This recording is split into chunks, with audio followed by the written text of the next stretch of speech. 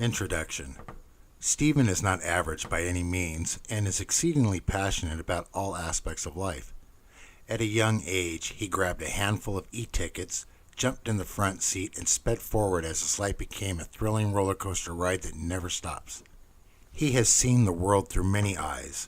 First, as an entrepreneur who was instrumental in changing the course of the music industry in the early 1980s. His uncultivated, daring ideas paved the way for a new era of music. Years later, he became a world-renowned artist. He has appeared in magazines across the globe and is still to this day a highly sought-after artist admired by his clients and peers. And somehow, in between all his ventures, he has experienced one extraordinary adventure after another. He is an attractive man of Norwegian descent with very long blonde flowing hair. True to his Viking heritage, he has the characteristics of a modern-day warrior, especially in business where he is notably successful. His success is not only due to his talent and his intelligence, but also from his steadfast dedication to his craft. When he wants something, he goes after it full steam until he perfects it. In his 30s, he engaged in fiberglass warfare and became a champion at jet ski racing. The first year of competition, he was undefeated, after which he assembled a team of warriors whom all became champions under the banner of SKC for Stephen K. Craig, Racing and Designs. He rubs shoulders with all walks of life, a chameleon of sorts. At first glance, people tend to stereotype him for something he's not. He can put on a three-piece suit and demand the attention of the business world, and then quickly turn around, change into black leather, and ride his Harley with outlaw bikers. On paper, one would think they are reading about a fictional character, but he is very real. During his periods of fame and fortune, a time that usually inflates one's ego and deflates morality, he learned the single most important lesson of life. I've seen and done things most people only dream about, states Stephen, all of which taught me that none of it matters. The money, fast cars, big boats, and popularity that bring about fake friends and bogus romances means absolutely nothing. I firmly believe life is about the love we share, and how we love defines who we are. The day will come when death knocks on our door, and when that time comes, it won't be our accomplishments how we are remembered. It will be the hearts we've touched, the smiles we've made possible, the happiness we've created, and the lives we've changed for the better. The year is 2012, and Stephen moved away from the beach area in Southern California many years ago. He's living in a plush house that he had built specifically for him in the resort town of Lake Havasu City, Arizona, where his international business is based. Years ago, he traded the ocean for a river. It's true what they say. Once you live next to a body of water for an extended period, you can never be far from it. If you were to move inland and away from a body of water, you would truly feel like a fish out of water, suffocating. Stephen tried it once in his younger years, and it drove him crazy. He felt as if he were drying out and would shrivel up to nothing. He's much older now, in his early 50s, and continues to be active in water sports and enjoys boating on the river. However, time is taking its toll. His body has aches and pains that come with age, and he doesn't move as fast as he did 10 years ago. Other than age, much of his current physical state has to do with being a workaholic and the beating his body has taken from athletic abuse. Most of his remaining family resides in Southern California, and he tries to visit them as often as he can. It doesn't bother him too much to be away from them as long as he's nose deep in work, which is most of the time. But when he gets a reprieve and has time to think about things other than business, he is deeply saddened by time he has lost with them. Life can be tough and time slips away quickly. His father Ken moved to Lake Havasu City when he retired, and they spend more time together now than they have throughout most of Stephen's life. In one way, relocating to Lake Havasu was a blessing, and they both ended up there for similar reasons. Before Stephen was born, his grandparents purchased a cabin with a private cove that was located on the shoreline of the California side of Lake Havasu.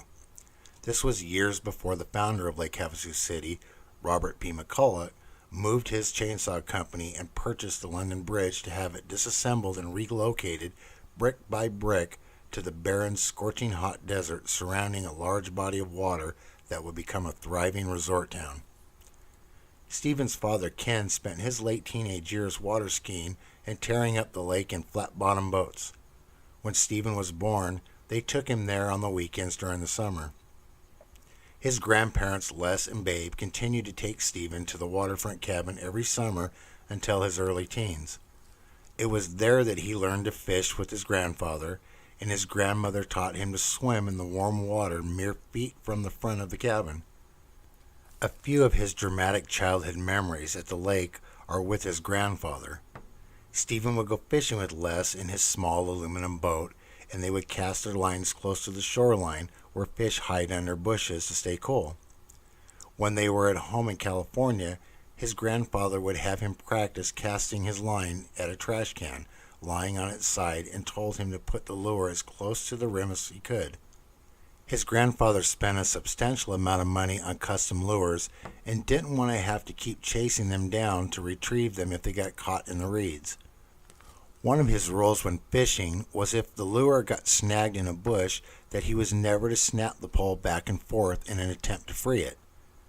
Then one day when they were fishing close to sunset, Les cast his lure from the boat and it landed in the reeds where it got stuck.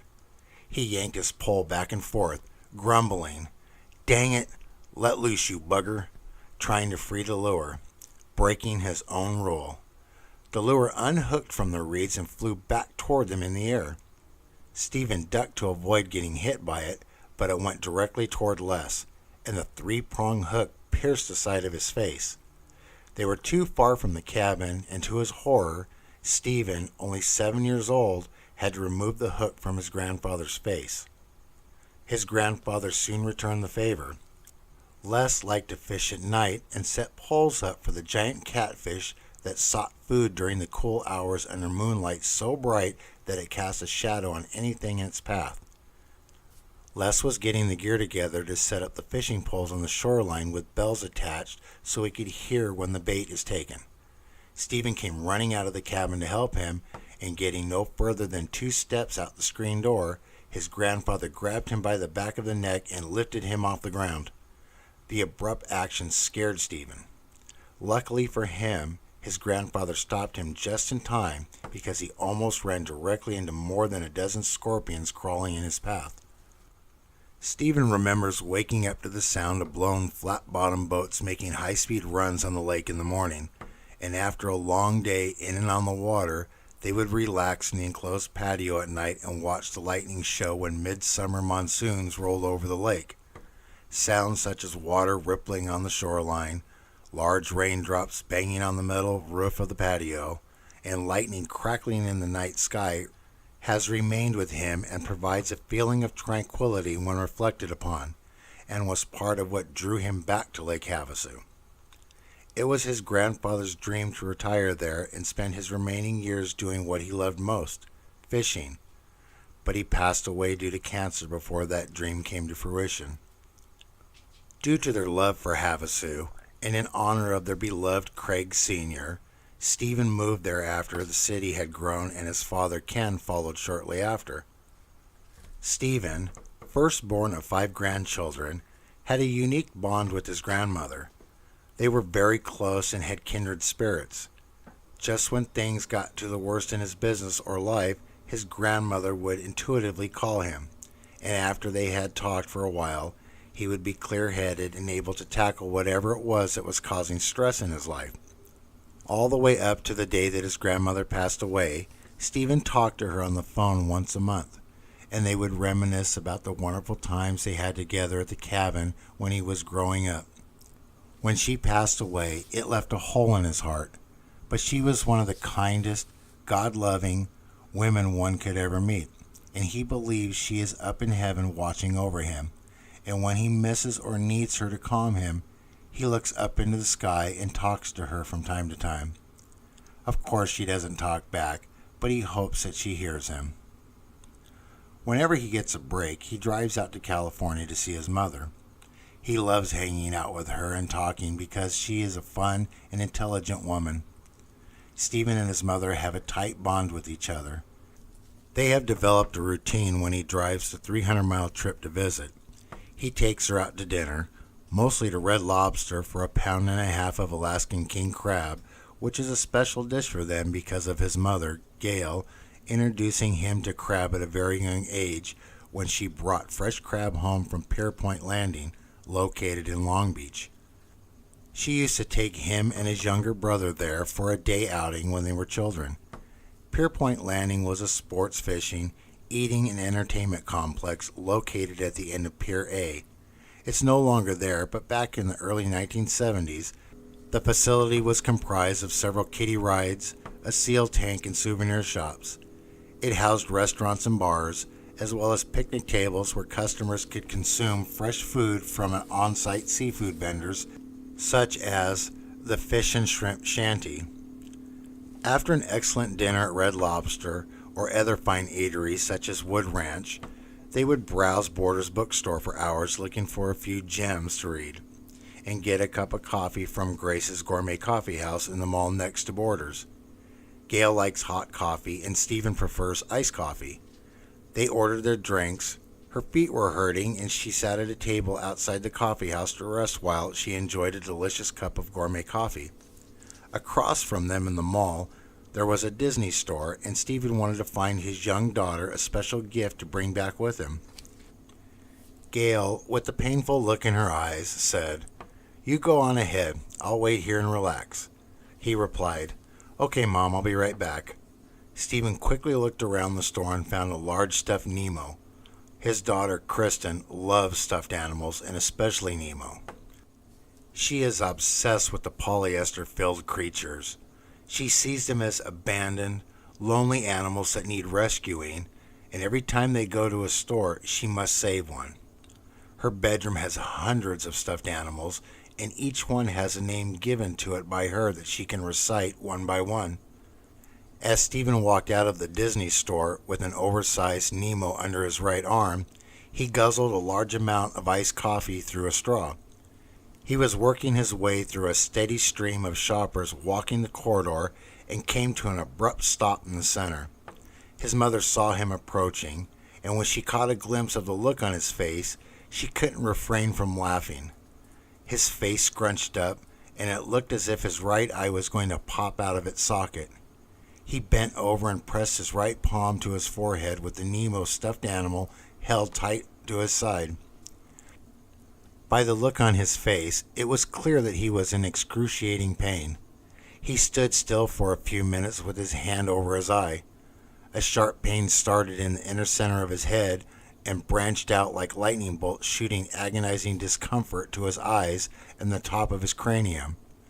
Once the pain subsided, he worked his way through the crowd to his mother and sat down.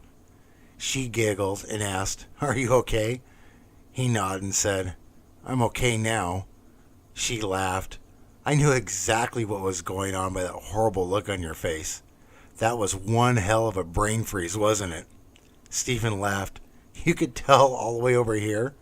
She replied, "Yes, and I was giggling to myself the entire time. You can be so funny at times and do some of the weirdest things." She chuckled.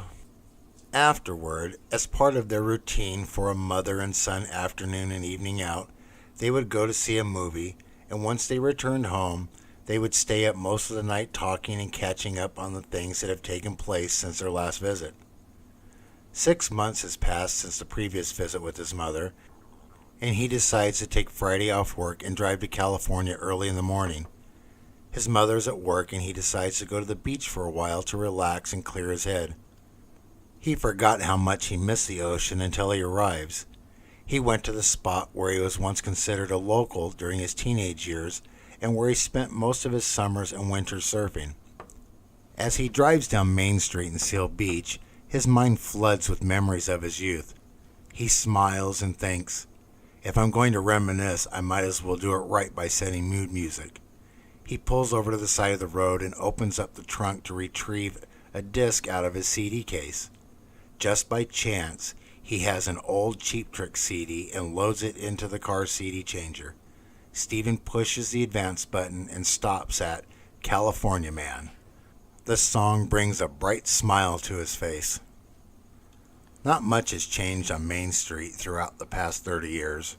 He remembers driving down the street as a teenager in his Ford Pinto station wagon that was converted into an early version of a minivan, with wetsuits in the back and 2 surfboards strapped to an old school surfboard rack on the roof. Back then, surfboard racks on a car was a cool accessory to a surfer's vehicle. Today, he is cruising his teenage stomping grounds in a platinum Chrysler 300C high-end luxury car. Slowly driving down the narrow street that leads to the pier, at his right is Harbor Surfboards. His mother used to take him there when shopping for school clothes. He refused to wear anything that wasn't surfer-related, even if it wasn't the cool thing to do at the time. Directly across the street is the old single-screen movie theater that is permanently closed, but where it used to play surfing movies such as Endless Summer on the weekend during the summer. As he continues driving the small street that is a mere 4 blocks long, to his right, at the first stop sign, is a grassy knoll that was once the bus stop where hundreds of teenagers waited to get a ride home. It's empty and looks as if it is now just a small park to enhance the scenery of the quiet little town. At the next stop sign, to his left, he notices the old little grocery store is no longer there and replaced with a realty office. There were many occasions before he had a driver's license when he would hop a bus to the beach as soon as school was over for the day with only enough money for the bus ride to the beach. He would stand outside the market and panhandle the 35 cents needed for the bus ride home. Further up the street, as he approaches the pier, he is pleased to see the tiny red and gold liquor store where he bought surfboard wax was still there. Directly across the street is the Irish pub. Stephen was too young to drink alcohol back then and has never been inside, but he remembers that his Irish Norwegian grandma and grandpa Gravning liked to go there on St. Patrick's Day to celebrate. Directly in front of him are the beach and pier. At first, it looks as if nothing has changed. He has no trouble finding a parking spot close to the pier, which seemed unusual. It is a gorgeous day. The sun is brightly shining. The air is warm with a slight cool offshore breeze. It is the perfect day to visit the beach. As he walks out the wooden pier over the ocean, he briefly closes his eyes. The warm sun and cool breeze feel good on his face. He takes a deep breath and smiles as his lungs fill with the familiar salt-laced air. The feeling he has inside can only be compared to greeting a long-lost beloved friend for the first time in many, many years. He no longer feels his age. It seems as though no time has passed, and in his mind, he feels that 17 was only yesterday, not a half of a lifetime ago. He grins when he sees the old 3x6 chalkboard is still along the walkway below the pier that posts the daily surf report. However, something is wrong. He looks at the beach on the south side of the pier where he used to hang out as a local with hundreds of other teenagers. The surf has always been too quick and crashes close to the shore on that side of the pier for surfing, but it's where they swam, body surfed, and boogie boarded next to or inside the pier pylons and skimboarded on the shore where the water rushed up a sandy embankment. He spent many days in that area with his closest high school friends. As he looks around, he questions, where are the kids? There are only a dozen teenagers on the beach. He gets a slight glance of his past through those teenagers as a couple of young boys skimboard down the embankment as the water rushes back out to sea. Also, 3 kids are just floating about 30 yards out and talking to each other, which is reminiscent of him and a few of his buddies doing the same so many years before. Still, he questions why the beach is not filled with teenagers. Could it be that they have lost what we had and are too wrapped up in video games to enjoy the outdoors? Has surfing the waves been replaced by surfing the internet? Has hanging out with friends, enjoying life to its fullest, been replaced with fake friends on Facebook? He is saddened by what he sees, or didn't see. There are a few people on the pier that mostly consist of fishermen. Stephen continues walking out toward the end of the pier. He remembers a time he and his friends would go out to the center, wait for when there were no lifeguards watching, and jump into the water. He remembers the stormy days with the huge waves when they would rush out to the end of the pier, toss their surfboards over the side, and dive in after them to save time and energy paddling out. Stephen stops and rests his arms on the wooden railing as he gazes outward to watch the silver ripples that lace the surface of the ocean as an offshore breeze increases in intensity as it always does towards evening and the approaching tide change. As he stands there listening to the sound of seagulls and small waves crashing into the pylons under the pier, he reflects upon a winter day in the late 1970s when an enormous storm slammed the coast with such massive waves that it destroyed the pier by completely taking out the center section. As he approaches the end of the pier, he is stopped by a chain-link fence restricting people from going out any further. At the end of the pier is a condemned building that was once a small restaurant where the kids would go get fresh seafood or hot dogs and hamburgers. On the surface, the quaint little beach town seems as though not much has changed, but looking closer, so much has changed that it is rather disturbing and sad. It seems that the memories he dearly holds on to will not be the same fond memories for the generations after his. What is it that they will remember of their youth? Stephen has been extremely successful in several business ventures throughout his life and is well known in many places across the globe. Most notable was his involvement in the music industry as the original manager and co-creator who helped mold a garage band into the iconic supergroup Slayer. 2 years after his visit to the beach, he is asked to do an interview for a film documentary that focuses on what took place in Hollywood on the Sunset Strip during the early 1980s to discuss how and what he and other bands did to become superstars. 30 years after his venture in the music industry, he is still sought for interviews and has secured a spot in the music history books. When he quit managing Slayer, and after a few brief ventures in the music industry, Stephen walked away from the spotlight and disappeared from the industry. From that point forward, he kept his past hidden from everyone, even the people that became close to him. He didn't tell anyone that he was part of Slayer or that he was in the music business. However, for many years after he vanished from the music scene, journalists continued to speculate and write about him as even the band members of Slayer were quiet about him.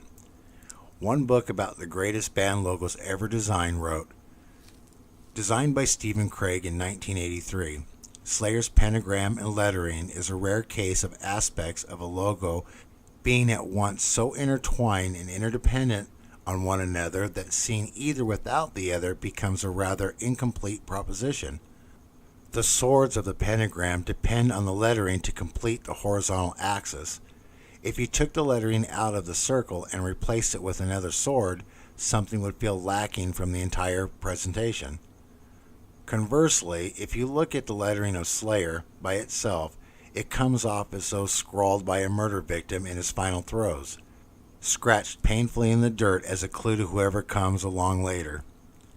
After the rise of the internet and birth of social media, people began seeking Stephen to find out why he quit. For those skilled enough in investigative research to find him, he declined any interviews.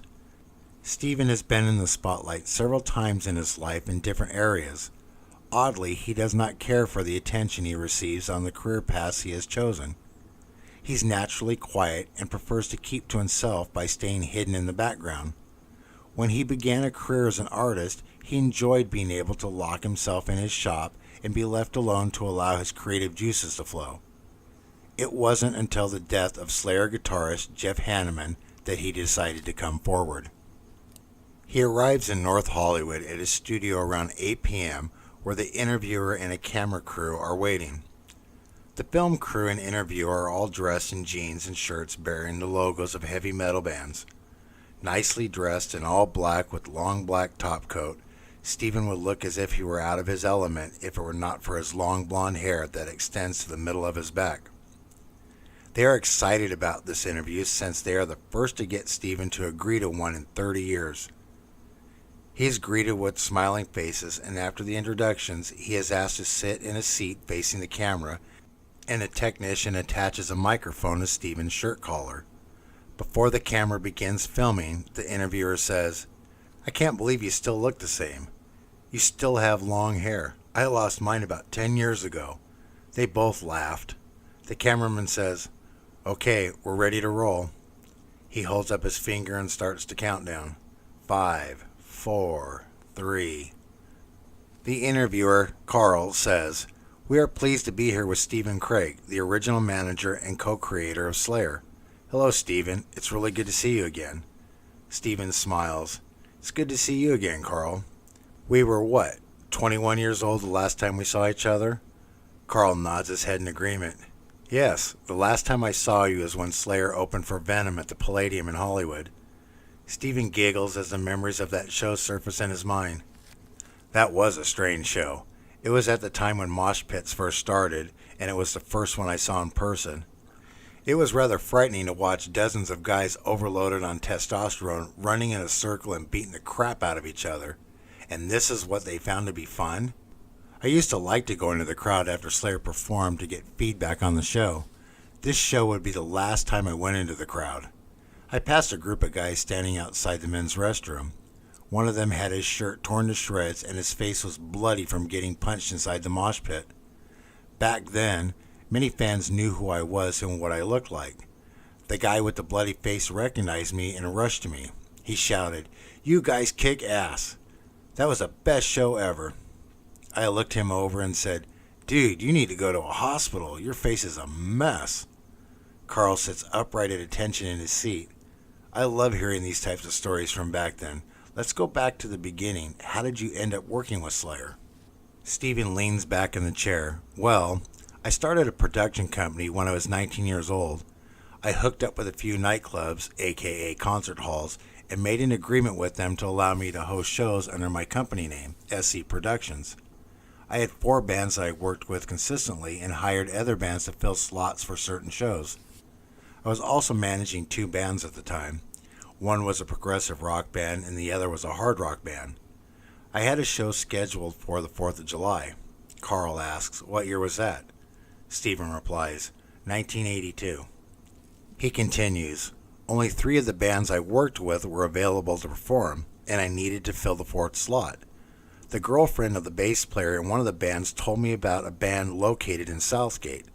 She obtained a contact number for me, and I called Kerry King, one of the guitarists of the band. He and I talked several times before the show, and I went to see them rehearse. They had a few original songs and played mostly cover songs from Judas Priest, Iron Maiden, and the Scorpions. On stage, they dressed in spandex pants and striped shirts. They appeared to be no different than the dozens of other cover bands performing at backyard parties. However, there was something about them that excited me, and I saw potential in them. The gut feeling was so intense that I opted to stop doing production shows and work with Slayer exclusively." Carl interjects, "If it weren't for you, Slayer would have never been anything more than a garage band. You did everything from managing the band, promotion, booked the shows, designed the logo, built the stage show, and operated the lights and pyrotechnics. How did you get the band popular so quickly?" Stephen explains, "We worked hard 7 days a week. Unlike most bands in Los Angeles at the time, we were focused. We didn't spend all of our time partying. The band rehearsed a couple times a week. We installed a full-length mirror down one wall of the recording studio, set up a lighting rig, and did dress rehearsals on Friday nights. I grew up in the printing field, working at my grandfather's print shop, and did graphic design. I made flyers that could be folded into a 4-page booklet, and a week before a show, we would go to every high school within a 5-mile radius of where we would be performing and insert the flyers into every locker through the louvered vents." The interview continued for almost 2 hours. Stephen told many never heard before behind-the-scenes stories and answered the questions that so many fans had been waiting to hear for many years. Toward the end, Carl asks, "So what have you been doing since you quit Slayer?" Stephen takes a deep breath and exhales. "Well, immediately after Slayer, I worked with a few bands, but never got the gut feeling I did with Slayer. So I started a monthly music publication titled Platinum Bound. After that had run its course, I went to work for a major firm doing graphic design for Disney and Paramount Pictures. Unfortunately, once I master something, I get bored and move on to something else. I have to be challenged to thrive. I got into personal watercraft racing and used my management skills to create one of the most well-known independent championship race teams. My first year racing, I became the overall champion in my class. To pull off my overall view of the team, all the watercraft, 20 on the first year team, needed to be painted in our team colors. It was too costly to get them painted at a shop, so I purchased the equipment and learned to paint. It wasn't long before people started handing me helmets to paint. I bought an airbrush and found a talent that I didn't know I had in me. A few years later, I opened a new business. My shop quickly grew, and within a few years, I was recognized as one of the top artist painters in the country. During that time, I was featured in several magazines and wrote articles teaching people how to airbrush. I've always got a chuckle out of that. I have never had an art class and ended up teaching them. Here's where I believe in learning everything and anything you can throughout life. Things tend to come back around, and no matter how trivial it might seem at the time, it can become useful somewhere down the road. I decided to write a novel. My first novel did well, and I wrote 7 more books. I've done so many other things in the midst of all that, and we don't have enough time to talk about them right now. Carl is amazed. Wow, you've been busy and very successful. Do you have any regrets leaving Slayer, seeing as how they've gone the distance and became superstars? Stephen grins and says, I've been asked that a few times in the past. I can honestly say that I have no regrets whatsoever. Living the rock and roll lifestyle with fame and fortune was great in my early 20s, but it wasn't the life for me. My life has been more exciting outside that industry, and I've made more money than I would have if I stayed. Carl thinks for a few moments before asking the next question. You've been successful at everything you've taken on. You've conquered everything that has been a challenge for you. You've changed direction many times and come out on top. Think back, and if you can attribute one thing that makes you who you are and what has led you into achieving things that most cannot even dream of or are too scared to attempt, what would it be? Stephen doesn't immediately respond. His eyes look upward as he scans his mind for the correct answer that would sum up his drive, ambition, need to be challenged, lack of fear for the unknown, and the need to succeed. Carl and the cameraman anxiously await his answer, and what he says is completely unexpected. Stephen looks directly at the camera and says, surfing.